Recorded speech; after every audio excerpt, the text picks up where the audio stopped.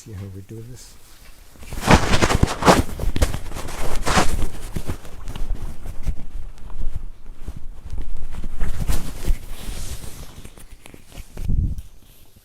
Oops.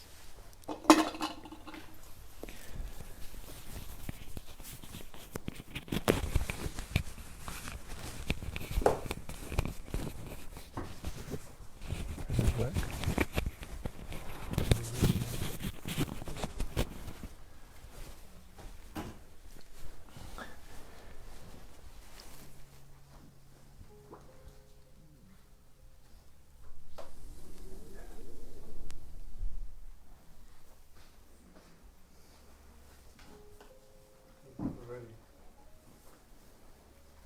Yeah, and is the picture okay? Very good. So, welcome everyone. Welcome to Satsang. It's amazing, we are exactly 10 people. Yay! I don't know how that happened, and welcome everyone around the world to join us. It's a very beautiful situation you will see when we meditate together and go in. Suddenly the field expands, and it expands around the world. So we have kind of friends from South America and from Sweden and from Germany and from Asia, and it's somehow, I don't know how it works, but it keeps spreading, and it's a beautiful counteracting, you know. There's so much fear and insecurity and not knowing and anxiety and stress and wanderings. And then there's also all these beautiful possibilities that are here when we begin to relax. So for the friends also online and also here, if you have never been here, there will be also possibility to, to share whatever you want to share and to ask questions. And if you're online, you can type your question in the comments, and our dear friend Steve will give me a sign.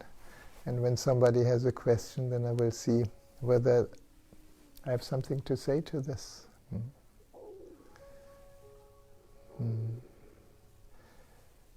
So these meetings are always fresh, new. I never know what's going to come out of my mouth. And I invite you to just allow it to be a time and a place to relax, to be, to not go anywhere else, to just be here and enjoy. Well, I feel we're kind of ready to just sit for a while. What often happens is that we start with the meditation. So we go really, really deep, we fall in, no guidance, just being here. And then we come back, and then maybe there's a little talk. And then we go deeper into guided meditation. And I don't know yet what that will be. Maybe we chant a mantra with Deva and Miten. Let's see what happens. So for now, let's just sit, and if you're new to meditation, it's not a technique, we're not doing anything.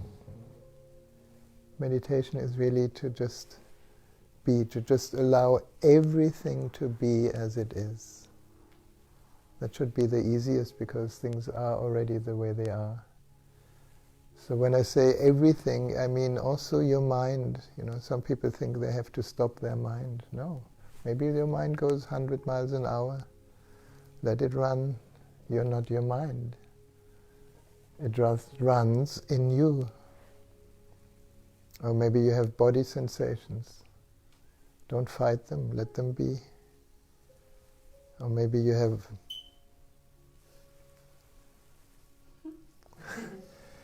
that is amazing, because that happened last satsang, and the whole week we had a group here, we had everything happening here, and nothing happened.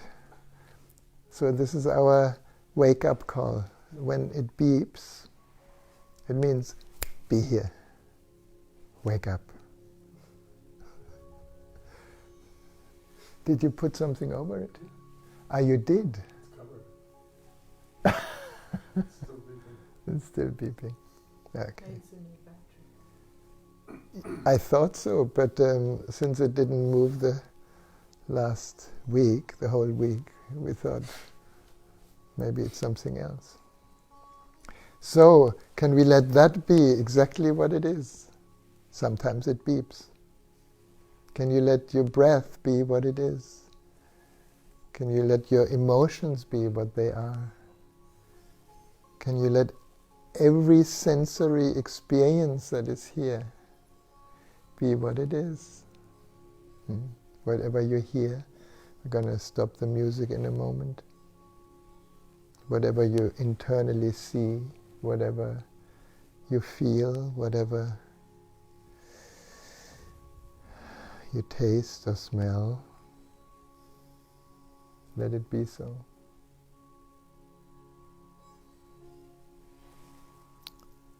So we're going to sit for about 20 minutes, and you will see you go through waves. Sometimes it gets really quiet, and then maybe a thought catches you and takes you along like a cloud that kind of takes you for a while. Enjoy being taken, and when you remember, let things be.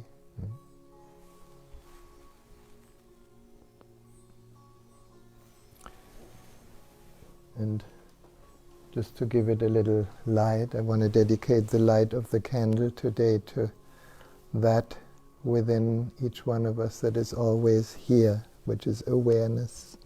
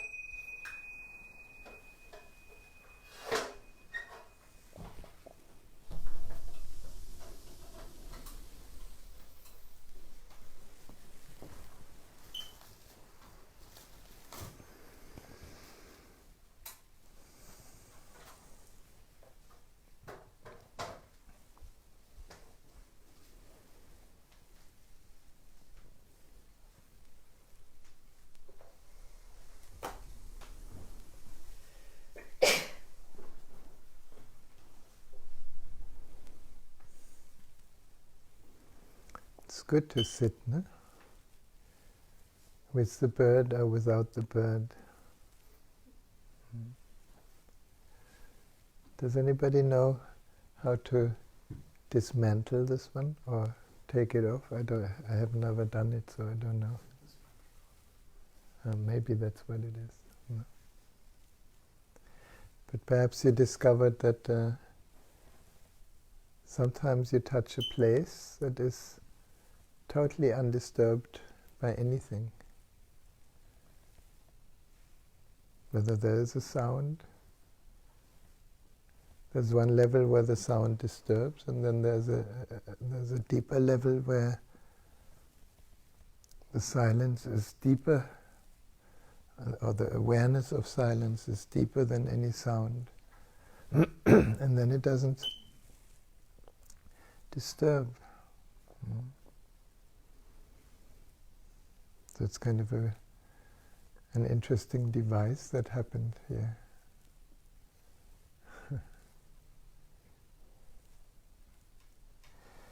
Which brings me kind of to one insight about suffering. Like in the last satsang, we talked a little bit about the pain body and how we are actually recreating hell inside simply by resisting what is. And the best way to live in hell is to say no. To say no to your inner state, to say no to your thoughts, to say no to your feelings, and then to say no to somebody else. Then our sense of self is strengthened, but at quite a price. No? But the now is very powerful. It reminds me when Osho talked about these people that become very famous as politicians. They usually get famous in the opposition role. Here in the Australian politics too, the opposing party, that leader always appears stronger because he can be against the ruling party. So there's a no. And in India, apparently, there was one politician that just simply always criticized and said no to anybody. And he became very, very famous and very powerful.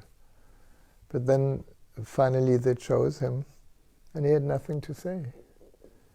Because there's nothing to resist anymore.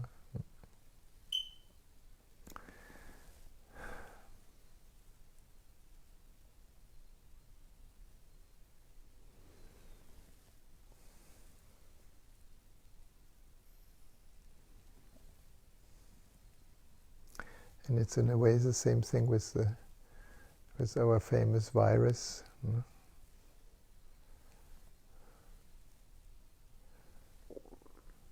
Viruses have been around all the time, also coronaviruses. But suddenly there's a global no saying to a tiny little thing that seems to create some flu-like symptoms and sometimes death. And I don't know if you read or heard that in reality there's actually less people being sick than during the flu season, and less people dying than during a heavy flu season. But for some reason the whole mechanism of war, of fighting, now we have to fight an invisible enemy, creates a total disruption of so many things in this world. And who knows what it's good for? It's like it gave everybody a break.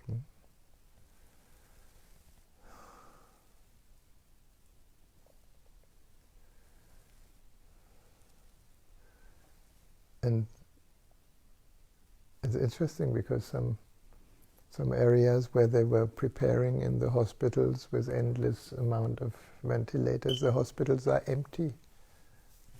There is nobody that kind of needs to go there. So from that perspective, why not say yes?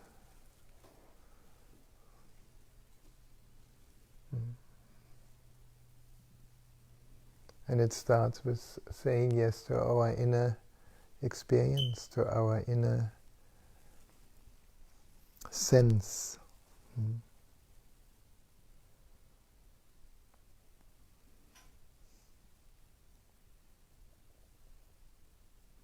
So from here we could go in many different directions to put light into, or we can just be silent. Is there anyone from around the world who maybe has something to say, or a question, or a comment, or one comment? The smoke alarm needs a battery. Do you have a battery? I know how to turn it off. Do you have a broom? We have a broom outside, yeah. Can you check? So the one who make the comment about the smoke alarm, for you it's important to kind of see whether you can allow it to be. And we do, of course, everything possible to to shut it up. But maybe the smoke alarm has its own personality. The more we want to shut it up, the more it beeps. Who knows? We had a whole week, including a women's group, that Angela was running on Tuesday for 4 hours, and it never beeped. No?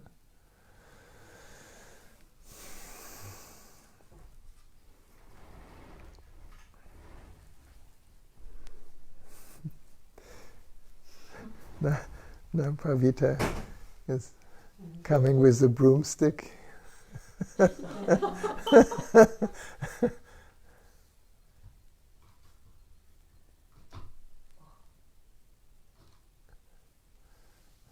Okay, let's see if the magic touch works.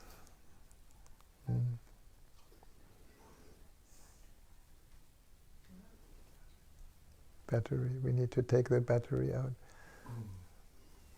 My experience of taking the battery out means it goes off. Yeah. Is my experience. Yeah, but I don't know. Battery, I have a battery, but I don't know how to. I know how to put the battery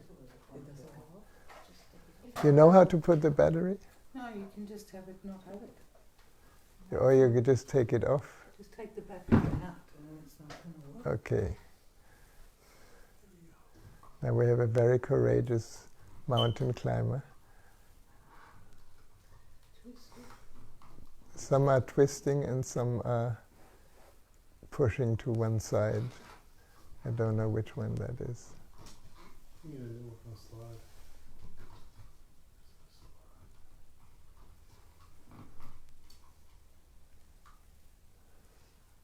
It's good how we get interested and Can I say something? yeah.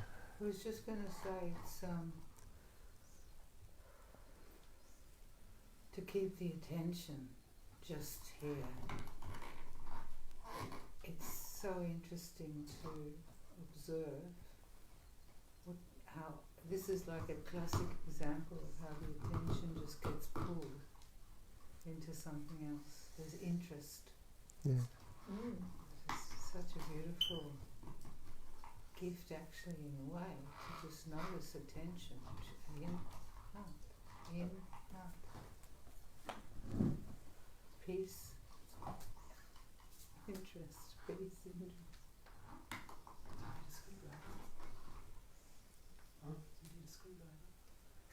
How many times You does need it one of need these. Yeah. How many meditators does Was it it take to just- just numbness? I took our smoke alarm out last week after the meditation. Oh, really? Because I wasn't sure if it's here or ours. Well, you took the one out of your own house. Yeah. Because But it was. It was here, yeah. It was here.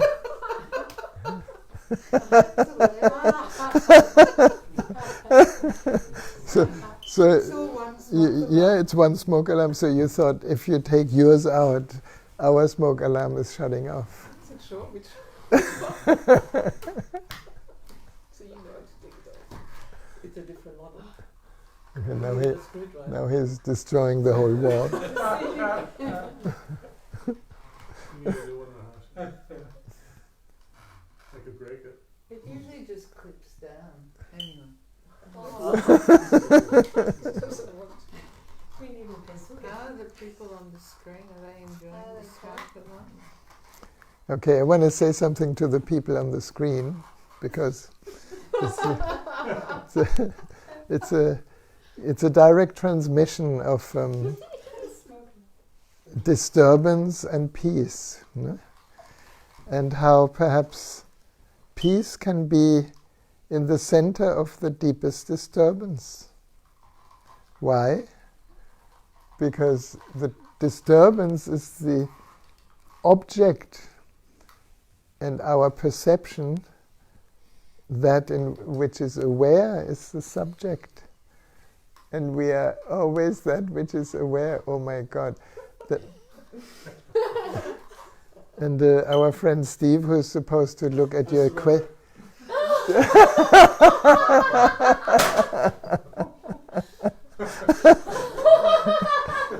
Now the smoke alarm hangs on a lonely thread, but it still beeps. It does deserve. It does deserve a shot from the camera. It might be okay now. Yes, maybe you know what we do?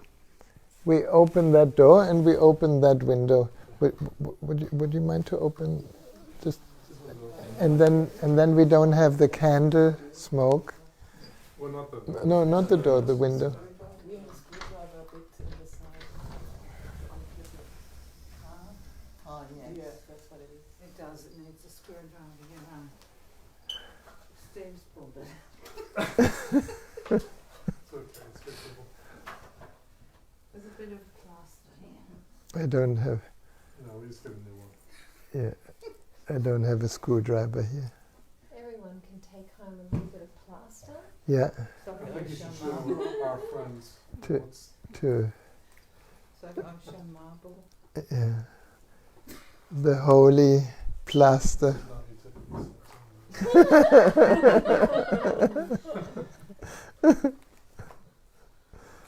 Yeah, but it's very good. You know, I remember in Pune when we were sitting with Osho. Is it a cross screwdriver or a flat one? You just keep giving Satsang. We'll sort it. You sort it out.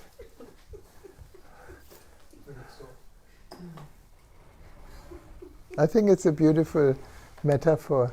You know, in Pune we were sitting silently with 3,000 people, and all around, you know, the boutique was being built, the cafeteria was being built, and there's machines and electrical drills, and everybody went crazy because we wanted to be silent. And Osho just kept going as if nothing has happened. No? Because if we make our well-being dependent on what happens outside, good luck. There is so much happening. Beautiful things, ugly things. And what I find more and more interesting, especially, you know, there's so many friends here who have done a lot of inner work. And I don't know about you, but at the time when I started my inner work, I really thought that once I've solved all my problems, I'm going to be happy ever after. And you know, you did primal, then you solved the problem with your parents and with your kids, and then you have a relationship and you have trouble there, and then you release your anger and you do Fischer-Hoffmann and you beat a mattress. I mean, if you want to, I beat a mattress 36 hours with a PVC pipe, non-stop. I mean, it was very sweet because there was, every hour came another crew to cheer you up and tell you how angry you are. And then I was really angry. I had a lot of anger. And, after 2 hours I thought, now it's enough. But no, it continued. And then more and more energy. And then I thought, okay, now I'm free of anger. Forget it. Somebody pushes your button and you're still angry. And so, I don't know, did you have that? You thought there is happiness, and unhappiness just needs to go under the carpet. It shouldn't be there. Or any other human emotion. Like, did anybody try to get rid of jealousy? Or possessiveness? Or rage? Or sadness? Or frustration? And then after all the work and all the years, it's still there.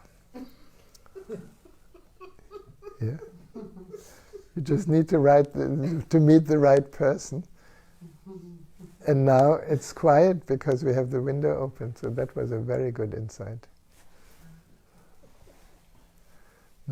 So either we get disturbed by noise or we get disturbed by cold. Better cold. It's been quiet ever since, and you didn't find a screwdriver. The screwdriver is gone. I only found this. But it's quiet. No, that. So you missed the most important piece.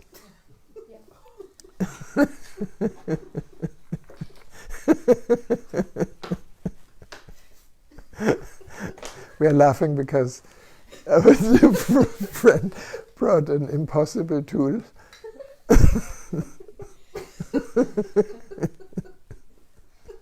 I actually don't know what it is for. That's why I thought I'd take it. It's gone. Yeah, it's gone. It's normally in a spot and it's not there. So, where were we? We were talking about all the groups you did. Jealousy. I have the jealousy. Yes. And, Osho kept saying choiceless awareness. You are choiceless awareness. And I said, yeah. But is anybody still choosing? You want light, you don't want darkness. You want joy, you don't want anger. You want peace, you don't want war. And then, he had so many ways to say things. Like there was one poem that he wrote to a friend that I had it hanging in my room. And don't take me literal because I don't know it literal, but where he says, "Love, I am one with all things, in beauty and in ugliness, in pleasure and in pain." And it is very easy to be the heir of Buddha and Jesus and Lao Tzu, but I'm also Genghis Khan, Tamerlane, and Hitler. All that is also in me. And I found it so fascinating. I was reading it every day, and yet I was still looking for the light and wanting to get rid of darkness. And eventually, maybe it's age, I don't know, but something happens where, yes, sometimes I get angry, sometimes I'm sad, and sometimes I'm happy. And the invitation here that I offer to myself and everybody else too is, who or what is always here and is actually never disturbed by any appearances. Now, to search for that anywhere is nuts. It's like you search for that which you are already. And I heard Osho say this in so many different ways, and I never got it. That what we are seeking is what we are, because unfortunately we thought happiness or space or love or presence or whatever we call it, or God, is a thing. No?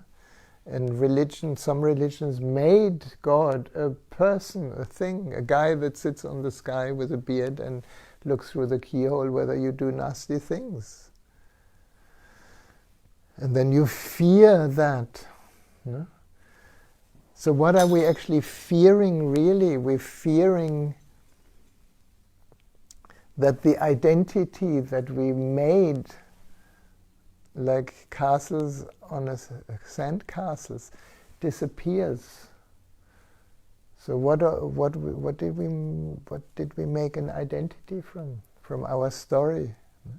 And of course, the more negative the story, the more powerful the identity. My horrible childhood, or my abuse, or my parents, or and then we find all the.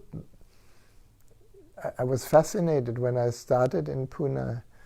I was asked, "How was your childhood?" And I said, "I had a fantastic childhood." And then the person who asked me just made me feel like a complete sinner.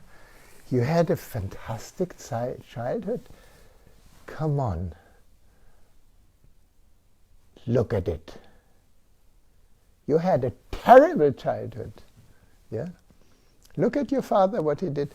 And then, I told a little bit about my father, and then I realized maybe I was completely fucked up. Maybe I had an absolute horrible childhood, but I never noticed it because that was normal for me.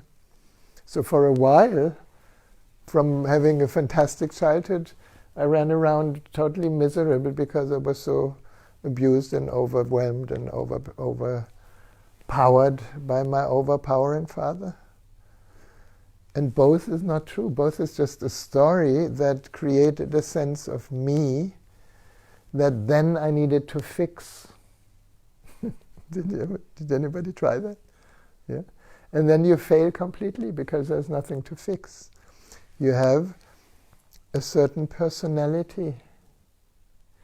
And the strange thing is when you stop fighting it, when you stop trying to become a better person, you are actually a better person. Something in you becomes more peaceful because the peace that you already are as pure space that is aware of the darkness and light, more and more begins to shine through. But then we get really scared. That's why every meditator gets scared, and this is why so few people want to meditate, is if I drop deep enough in, I disappear. And that appears like death. And the strange thing is that our body-mind, has settled so much in his limited sense of self that when you take things away, when we begin to realize this is also not me, the body freaks out. And I don't know, if you've gone through major changes, you will remember that your body got sick, your body got kind of all sorts of symptoms. You started, I don't know what, vomiting, headache, stomach ache, kidney aches, because the body is an embodiment of our past story. Not only, but a lot. And when we begin to let the past story be what it is and don't touch it anymore, then the body-mind doesn't know who he is anymore. And that's, at least for me at the time, I needed a master to say, hey, keep going. It's okay if you die. Die now. I said, what? Die now? I want to live. Well, that death, that what we actually call death and that we are all afraid of, is our false sense of self.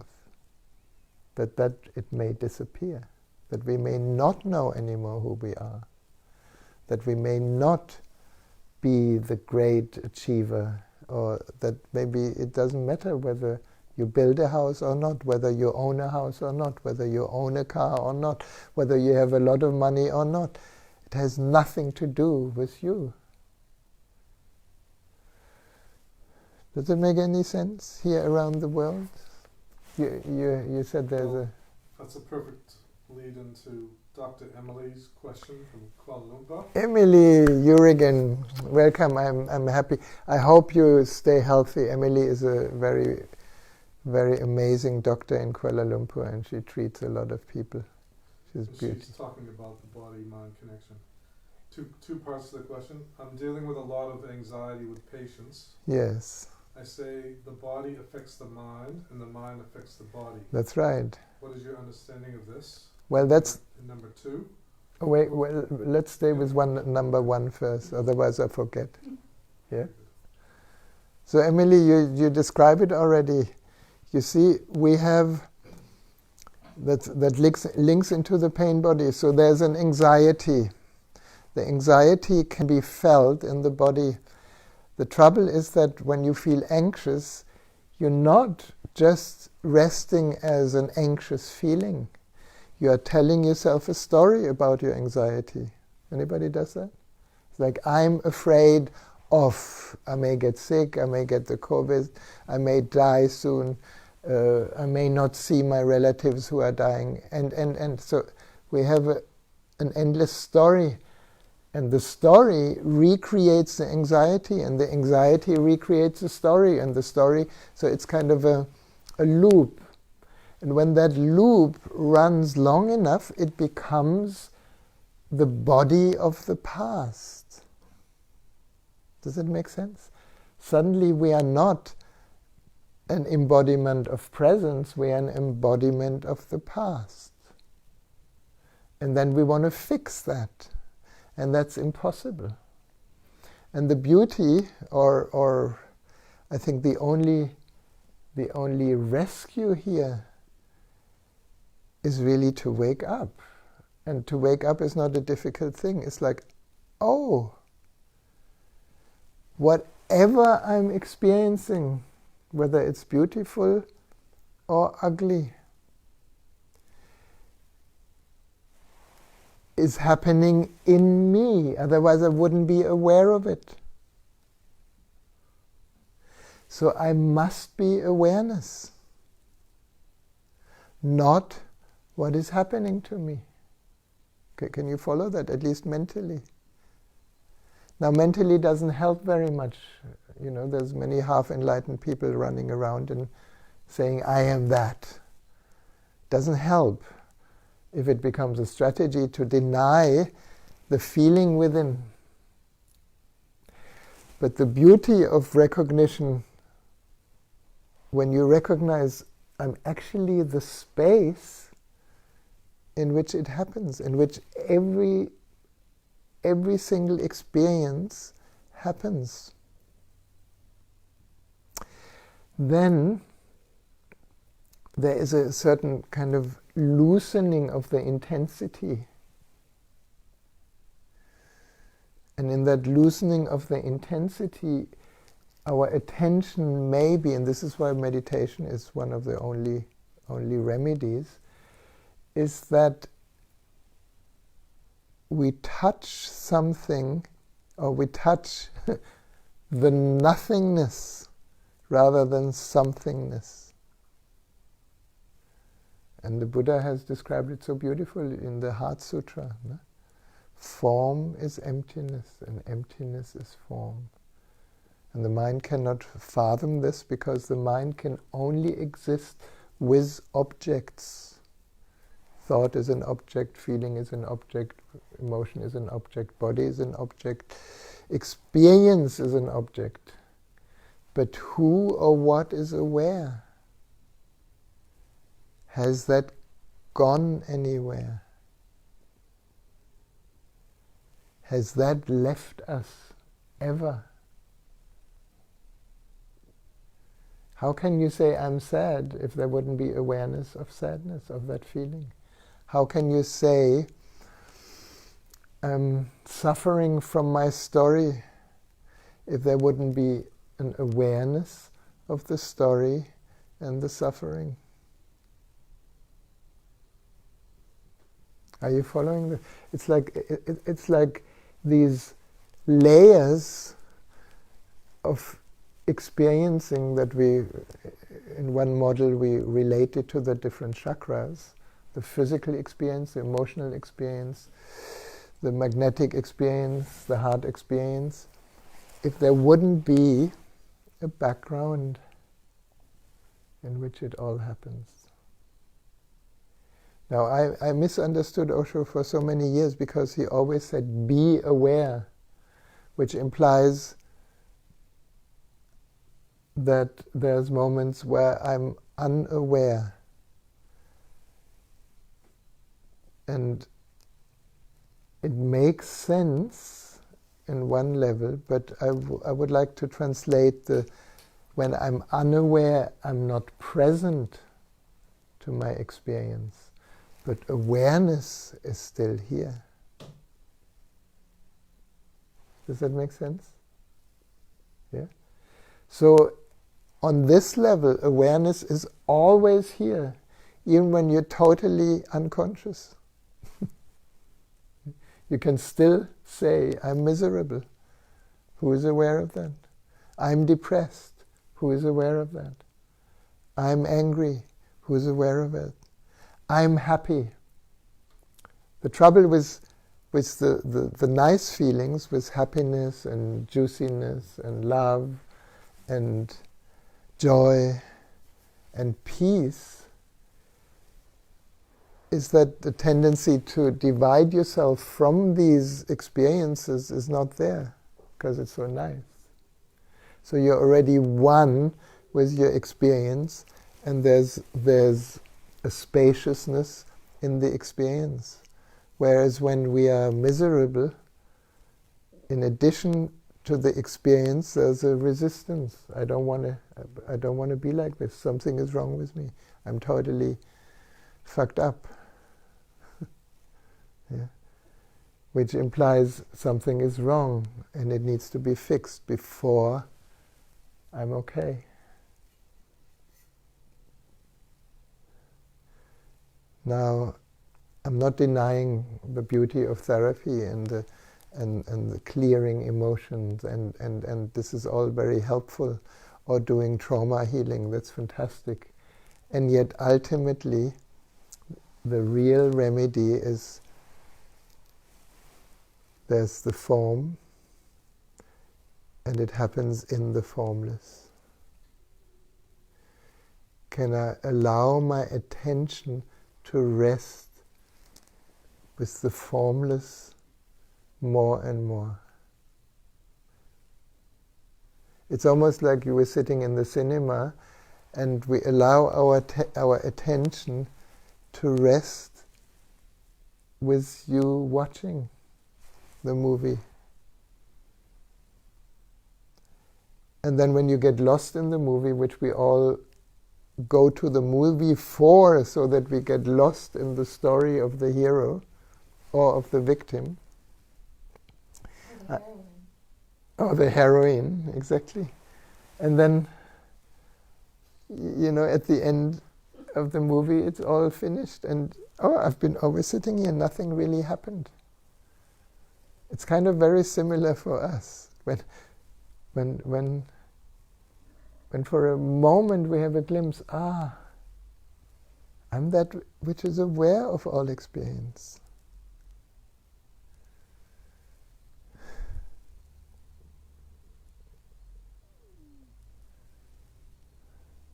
Now with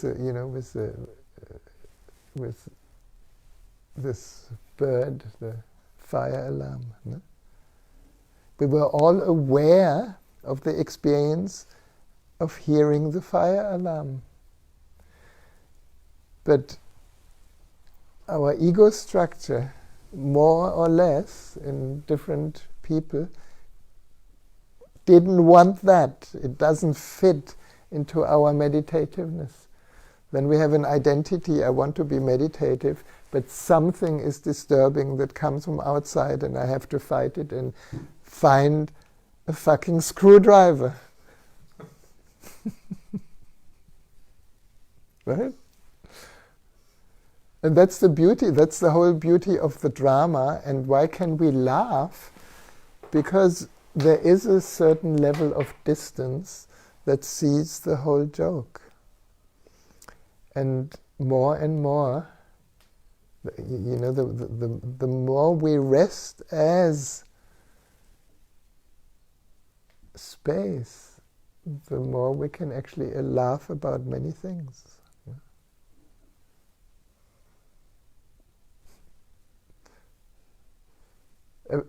A friend recently was so upset about her daughter, because her daughter is a kind of a teenager and is very, very bossy. So she wrote a very beautiful message.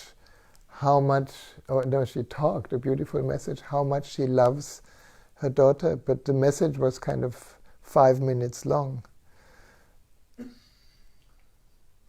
And the answer that came back was freaking the poor mother out, because said, "Mother, can you be much shorter and concise in your messages? I've been listening for 5 minutes. Please say what you want to say in short." And normally the mother would completely freak out about this. Now my daughter is, is bossing me around.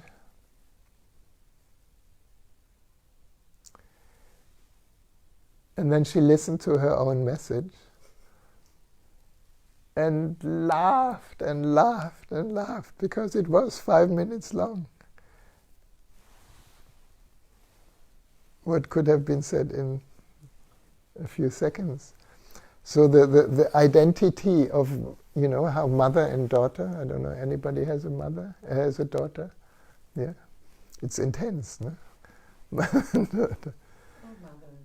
And mother and son. And it's only intense as long as you think she or I should be different.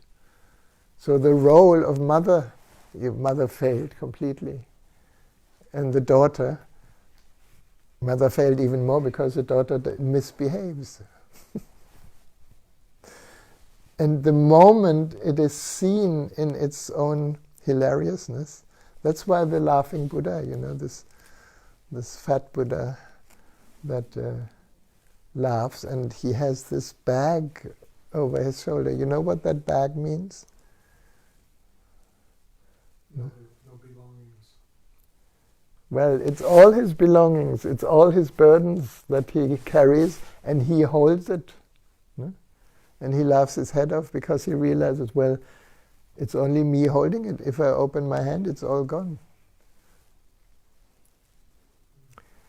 So, Emily, the second question, or second question is the mind and body one? Is the mind and the body one? No, both happen in the one.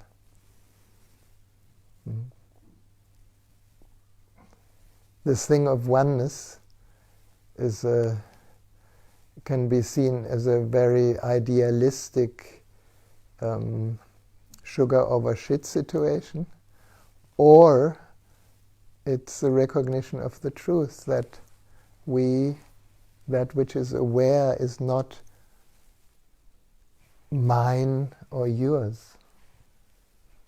That which is aware in me, or that which is the space that I notice as awareness, is the same in everyone, in everything. That's why we could say the real I is you also.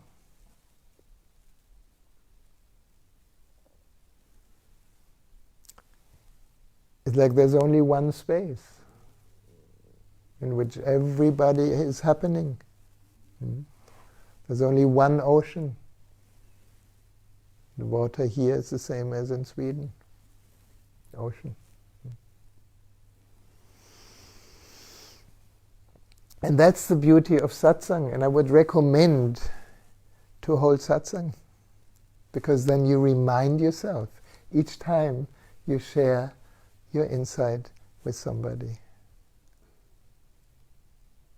Maybe you don't need to call it satsang, because it's a little bit embarrassing. But otherwise, if you want to remember something, that's why I hold satsang. You're just an excuse, just for me to remember. Of course. No matter how irritated I am about a fire alarm, I'm that which is aware of it. And it's a funny situation if you look at the humanity, because in the past it was just a few people who recognized this, like Jesus and Mohammed and Buddha and Lao Tzu and all these guys. And then we, our little egos, our religious egos, made it very special that they have something that we don't have. And only if you behave rightly and you don't sin, you can reach there.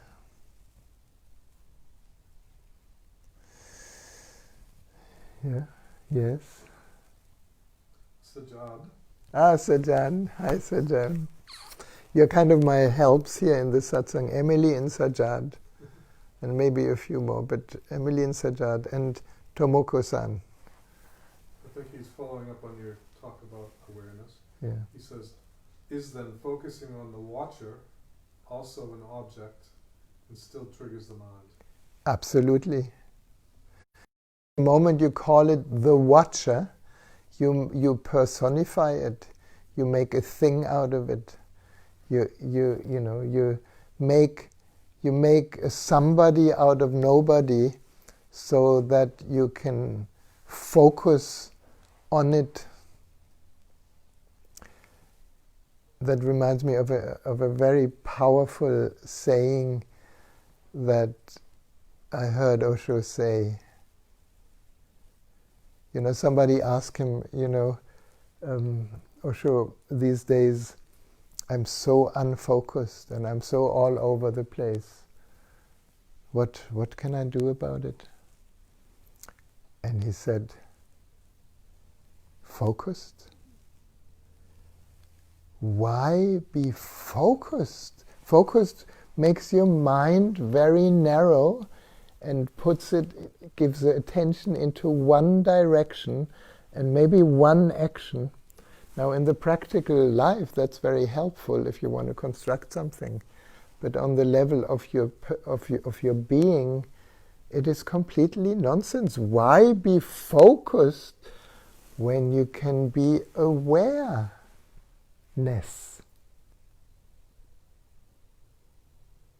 Focus is a very small angle. Awareness is 360 degrees. The space that you are is beyond all form, all object, all thing. It took me quite a while to digest this and actually realize what he said there. It's like, wow, why be focused if I can be aware? And if you follow this, what is behind the word we can try this, It's like you can focus on Osho's picture, for example, and then you see only his picture. And then when you switch, and this is kind of all these wonderful meditation techniques that arose out of this insight, when you switch your way of looking and don't focus your looking, suddenly you have the whole vision field. Can you feel that? For those of you who have the eyes open, it's like, And the moment you have the whole vision field, something shifts inside. Try this if you like. Focus on the picture, focus on the object, really see all the details, how there's an Osho painting, how Osho was doing the balls and the colors and the details and his signature. No? And notice how you feel when you focus on the object. The energy is flowing out and we're actually getting a little tense and start analyzing through our mind. Yeah? Nice color, strange, why did he do this? And, was Osho a painter? So immediately there comes a story. Now take a breath. Allow your eyes to relax and you just have the whole vision field. Everything that your eyes perceive, and you don't focus on anything, you just let it, you realize suddenly that the whole energy flow returns, it becomes, it goes backwards. And perhaps you notice that perhaps you relax a little, can you feel? Something relaxes, it's like, That which is now more in the foreground is the space in which the eyes receive something. And then we're returning to the source, and we can do the same thing with all the senses, with hearing. That could be the deeper meditation with the smoke alarm. It's like rather than getting pulled out to the object, you allow the sound to be received, and suddenly this sound and any other sound are just simply merging and melting into the wholeness of everything. And you may notice the funny thing is nature has built this into pretty much all of us. You remember when you were in love with somebody and you just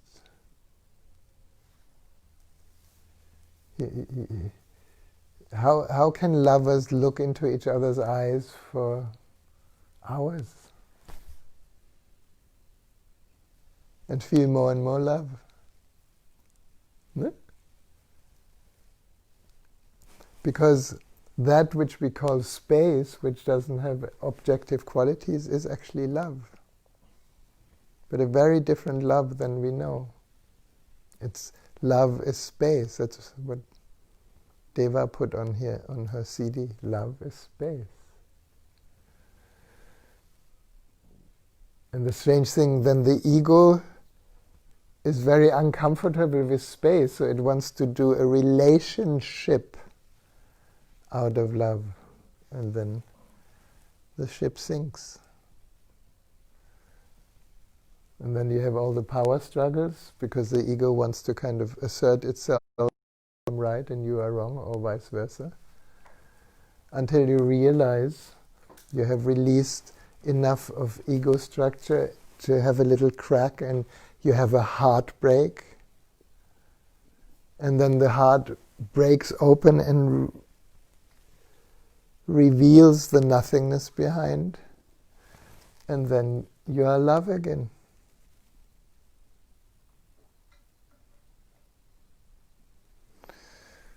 No? Yes, so anything to say? Any questions? Any comments? Any insights from your side?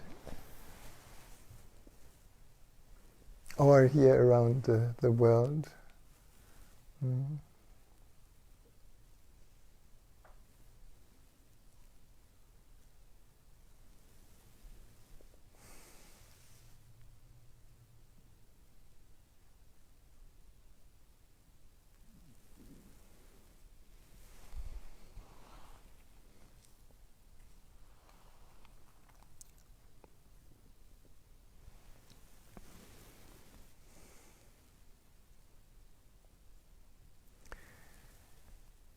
Shall we have a little guidance meditation?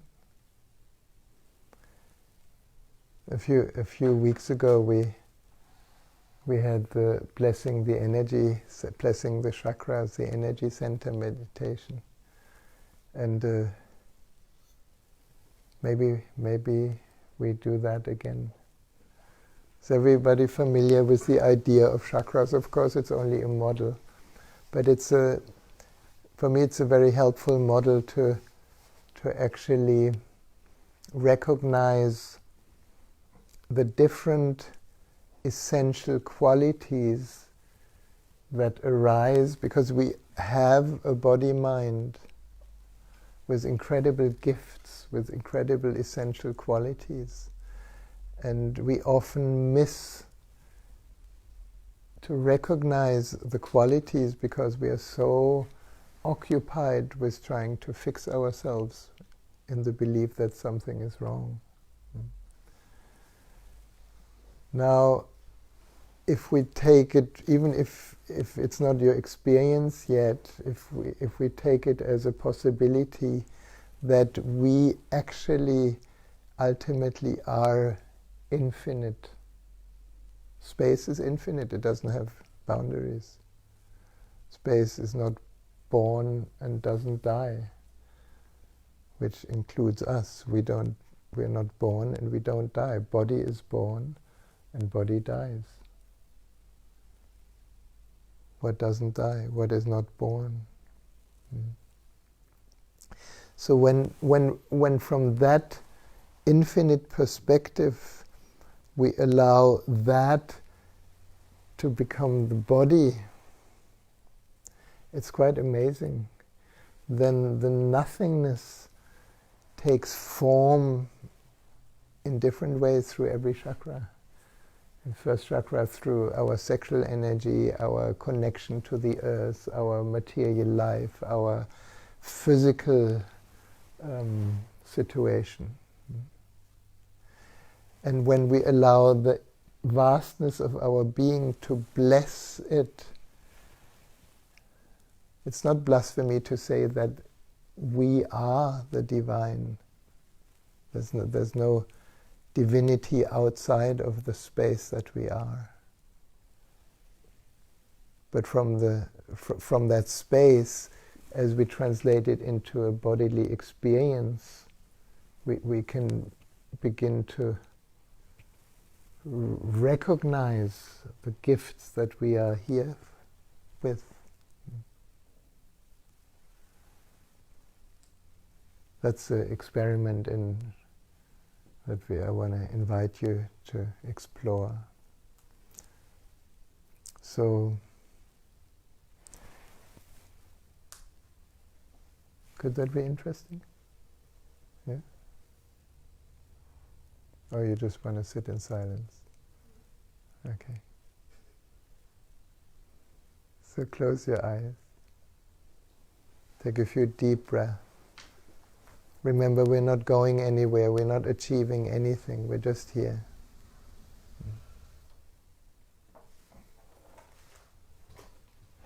And the breath is, as long as this body and mind is alive, the breath is alive, the breath is life. So just a few deep conscious breaths, just breathing in deeply. And breathing out deeply. Yeah. One more time, deep breath. And breathing out. And deep breath. And breathing out.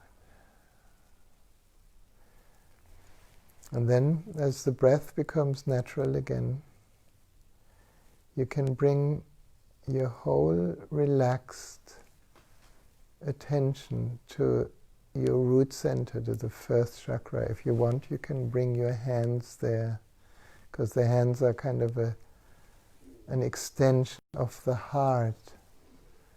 And as you remember, in the last satsangs we did the Atisha meditation, the heart meditation. We find that the heart ultimately is space, is emptiness. So when you allow the vastness of who you are, begin to pay attention to the energy form in your first chakra, the vitality, your sexual energy, the joy of being in the body. You can imagine that the blessings of your own divinity and of course the divine as a whole is blessing your root center, is blessing your body, is blessing your health, is blessing your vital and sexual energy, and is recognizing the incredible beauty and gift of this center expressing itself in the world. The joy of creation, of embodiment. And perhaps you can feel it as a feeling, as an opening, as a relaxing in your roots.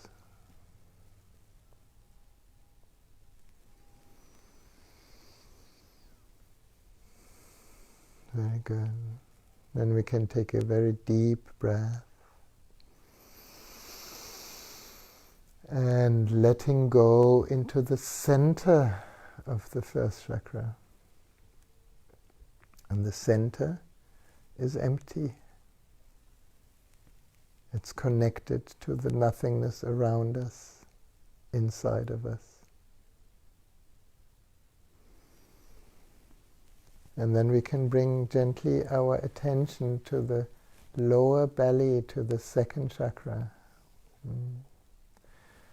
which is kind of the emotional body, the feeling body.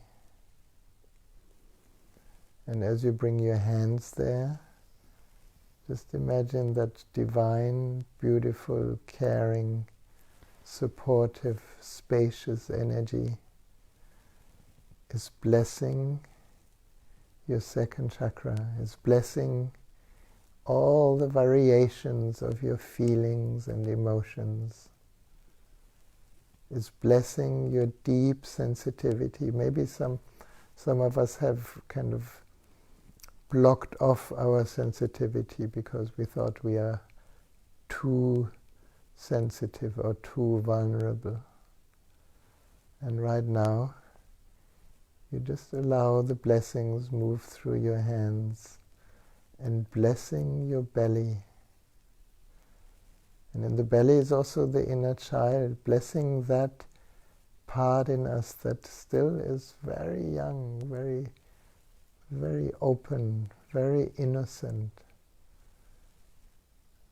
very gentle, very vulnerable.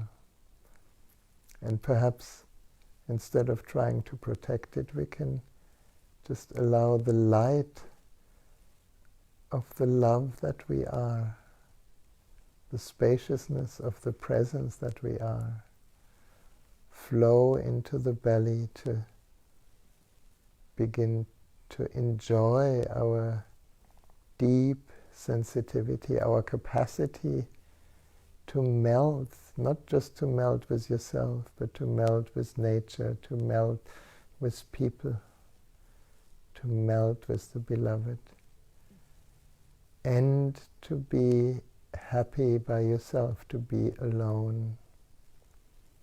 These are kind of more the essential qualities in the second chakra. And allow the blessings that move through your hand to lighten up and bless your belly.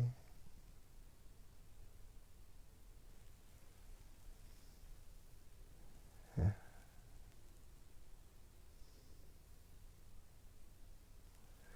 And then we can take a deep breath. And in the out-breath, falling through all these layers that I've described into the center of the second chakra, which is empty, which is connected to the infinite.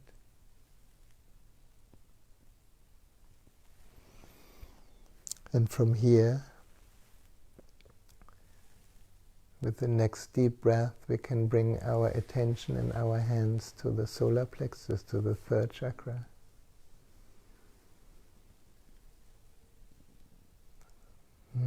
Solar plexus is kind of our center for action, the power center, the sun center. And solar plexus is kind of a lot of joy. It's the joy of being oneself, which means being our unique colors. It's that inner strength that includes the weakness, and it's the joy of action.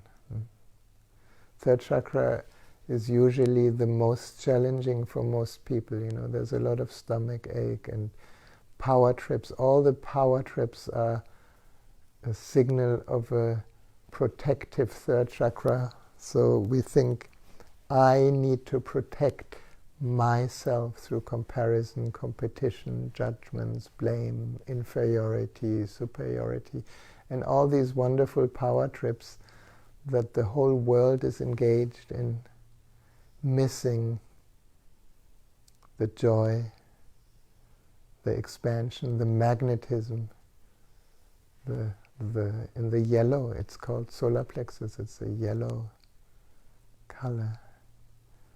The gift that we can move mountains with our will, if we really want it. And just allow through your hands the divine blessings, just blessing the center. And as you bless the center, you bless also the physical body, and allow the healing of your power center.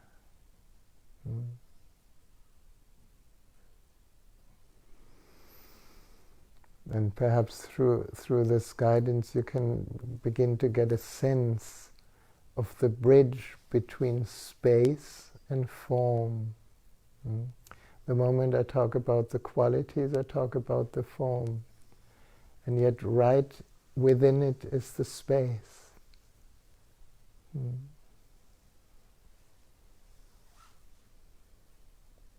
The energy field.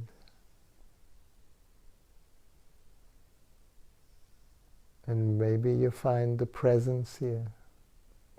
A resting third chakra is an incredible presence. Then we can take a deep breath, falling into the center, into the empty center, into the formless.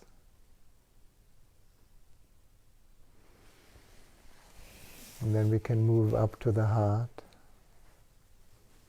taking another deep breath and feeling how your attention and the space touches the heart. And allow your hands, allow the blessings, the divine blessings, flow through your hands and bless your heart center, bless the love that can be expressed through the heart, the compassion, the care, the spaciousness, the openness. So in the outer layers, it's really also blessing your capacity to feel, to be empathetic, and also the empty heart, that space that can hold anything, can even hold your deepest suffering.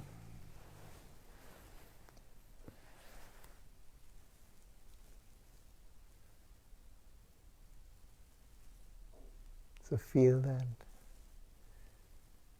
Feel the tenderness in your heart that is actually born out of emptiness, born out of the spaciousness of oneness that we recognize as we shift our attention to that which is aware of all experience.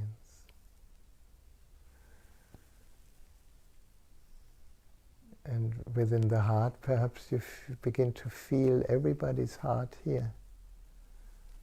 And then even further, everybody's heart that is joining this Facebook Live all around the world.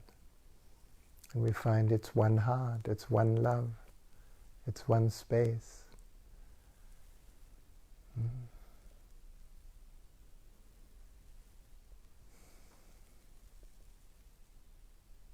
And we can take a deep breath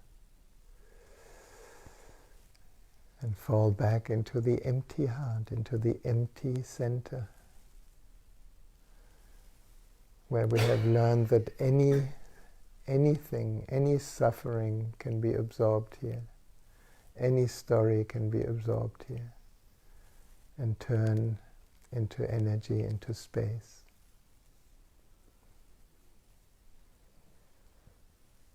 And then with the next deep breath, we can shift our attention to the Throat Chakra, to the 5th chakra. And we bring your hands there, and very, very gently, if you like, to touch your throat. Because here we can bless the throat center so that all our limiting beliefs may melt away in the spaciousness of not knowing.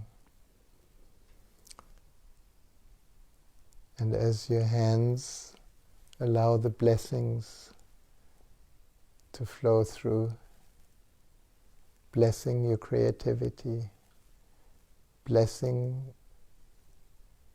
your expression, blessing the truth that you know so clearly, blessing the not knowing. When the throat is kind of in its limiting form, it carries all our beliefs, and our beliefs then create our identity, and all that is arbitrary. It's not who we are. And yet, as we allow the throat to be blessed, a new breeze of creativity, of expression, of open expression is possible. That then becomes a new creation that can be shared with the world. Here's all our creativity. And feel how the divine blessings just allow the throat to relax, so you can sing your own song.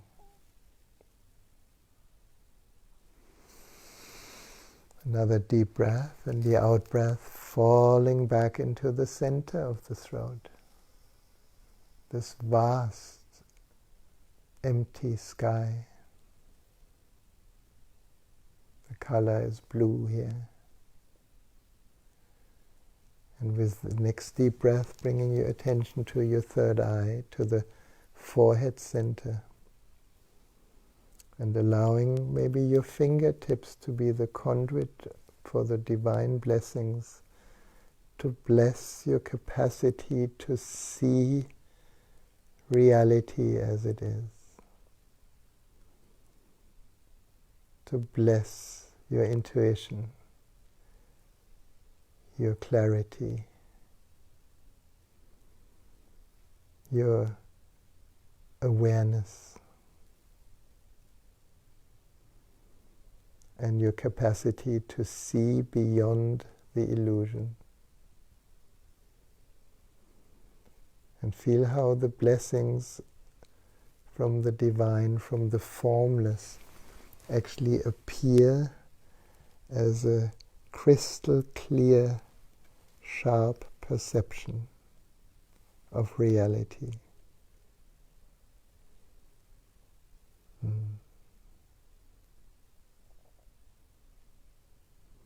We can take a deep breath, and the out breath we can fall into the center of the head, into the empty center.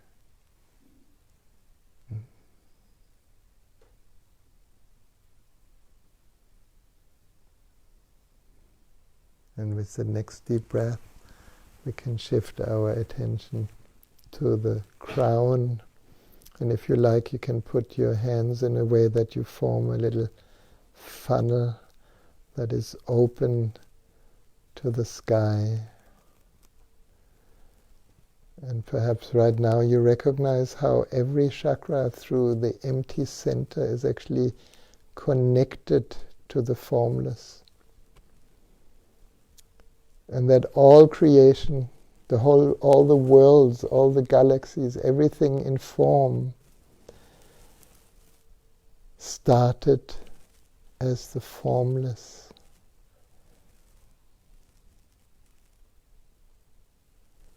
And through the crown, perhaps we feel the oneness of all things. We feel that infinite space that permeates every form and every experience. And that here we are all connected through divine grace. And if you like, you can turn your palms and with a little distance above your head, feel how you're sitting under a shower of divine blessings that shower your whole being and cleanse your aura.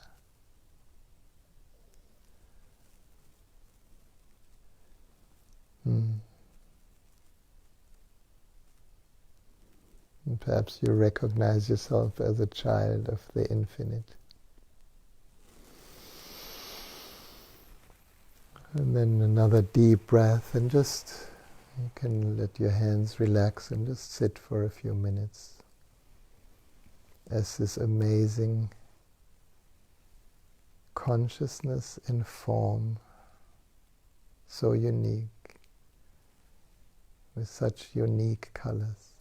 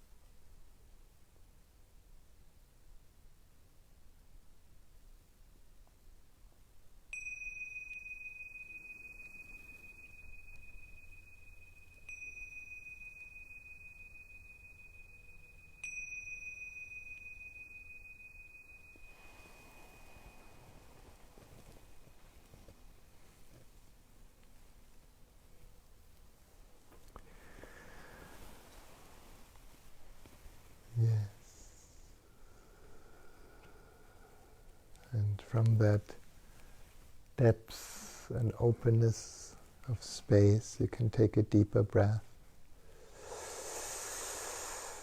becoming aware of your physicality, of your physical body again. Maybe moving a little bit, a toe, a hand, a little stretch, till you feel ready to open your eyes to a new moment here.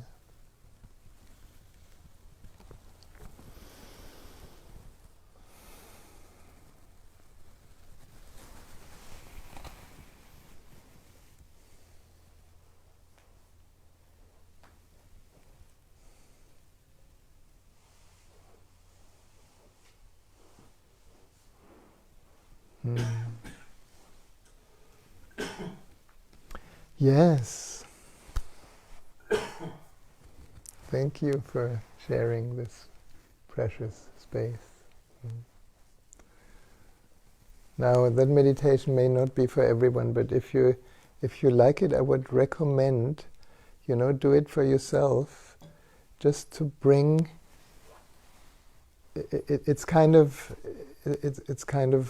pulling ourselves out of the ditch on our own hair. And it works. It's like you bring your attention to that which is with your loving presence. And when you can do it in your own timing. And to start the day like this is very beautiful because you empower the gifts of your aliveness rather than empowering your resistance. Oh my God, another day, no, and you have all the inner complaints. So you bring just light into your being, and then from there you move into action, if there's anything to do.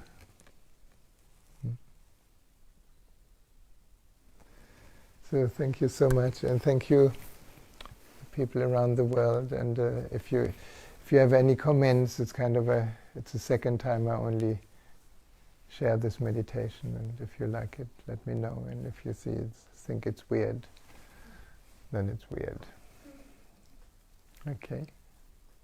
Have a beautiful evening. Thank you.